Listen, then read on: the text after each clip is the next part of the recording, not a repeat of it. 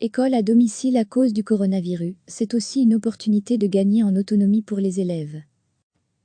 Depuis lundi dernier, les écoles ont suspendu leurs cours et les élèves continuent leur apprentissage à la maison, via des travaux donnés vendredi en classe par les enseignants, ou par mail, ou via des plateformes spécifiques pendant toute la période de confinement.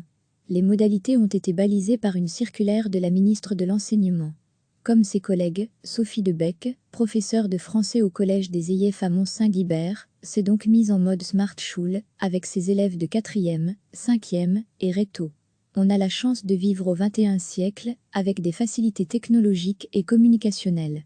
Quand un élève a du mal à se procurer un document, par exemple, on peut le demander à la communauté. Comme on privilégie l'action collective et solidaire via les réseaux sociaux, le problème est vite résolu, commente-t-elle. Apprendre à distance, sans enseignant à proximité pour guider, accompagner, c'est nouveau pour les élèves.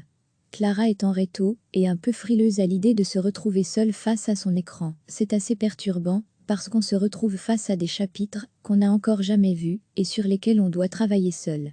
Ce n'est pas facile, mais on a quand même la chance de pouvoir communiquer par différentes plateformes, et de garder un contact entre nous pour s'aider, reconnaît-elle. Jeanne, élève dans la même classe, est assez inquiète. Je vais faire de mon mieux pour apprendre toute seule, mais le fait de ne pas du tout avoir de cours, pour de la matière déjà compliquée même quand on a un professeur en face de soi, ça m'inquiète vraiment beaucoup, confie la jeune fille. La plupart des rétos sont un peu démoralisés, leur voyage a été annulé, de nombreux projets tombent à l'eau, et ils se posent beaucoup de questions à propos du CES et de leur diplôme à la fin de l'année. Jeanne, quant à elle, se prépare aussi à passer l'examen d'entrée en médecine. Jusqu'ici je suivais des cours tous les samedis à l'université de Namur, explique-t-elle. Maintenant, les professeurs mettent en ligne la matière, et on peut leur poser les questions par mail, un peu comme pour ces cours de réto actuellement. Même si les échéances pour la reprise des cours sont encore une grande inconnue, la rhétoricienne est sûre de devoir mettre les bouchées doubles dès que les cours reprendront à l'école. Sophie Debec, elle, est convaincue que, même si les élèves n'apprendront pas toute la matière prévue au programme pendant cette période de confinement, ils s'enrichiront d'une autre manière. Ce qu'ils vont perdre au niveau matière, ils vont le gagner en méthode de travail, en organisation, en autonomie, qui seront des outils très utiles pour l'avenir, quel que soit leur choix à la fin de la réto, rassure l'enseignante. Ce n'est plus, vous avez une interro de vocabulaire à préparer, pour vendredi mais à vous d'organiser votre travail, pour connaître la matière d'ici la fin de l'année. Parvenir à maintenir un contact avec la matière, se dire qu'on peut réussir autrement qu'à travers la salle de classe, et le rapport professeur-élève, ça peut rebooster leur confiance en eux et leur estime d'eux-mêmes. Dans ce cas, leur réussite sera surtout personnelle. À lire aussi, notre dossier spécial coronavirus. La professeure espère retrouver à la rentrée des élèves qui auront gagné en maturité. C'est un fameux pari qui leur est lancé, même si l'idée est de ne laisser aucun élève sur le carreau à l'issue de cette période de confinement. Recevez chaque matin l'essentiel de l'actualité. Depuis lundi dernier, les écoles ont suspendu leurs cours et les élèves continuent leur apprentissage à la maison, via des travaux donnés vendredi en classe par les enseignants, ou par mail, ou via des plateformes spécifiques pendant toute la période de confinement.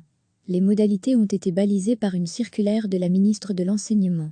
Comme ses collègues, Sophie Debec, professeure de français au collège des EIF à Mont-Saint-Guibert, s'est donc mise en mode Smart Schule, avec ses élèves de 4e, 5e et Réto. On a la chance de vivre au XXIe siècle, avec des facilités technologiques et communicationnelles. Quand un élève a du mal à se procurer un document, par exemple, on peut le demander à la communauté. Comme on privilégie l'action collective et solidaire via les réseaux sociaux, le problème est vite résolu, commente-t-elle. Apprendre à distance, sans enseignant à proximité pour guider, accompagner, c'est nouveau pour les élèves.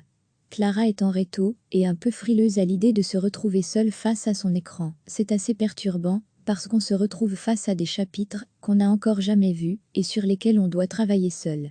Ce n'est pas facile, mais on a quand même la chance de pouvoir communiquer par différentes plateformes, et de garder un contact entre nous pour s'aider, reconnaît-elle.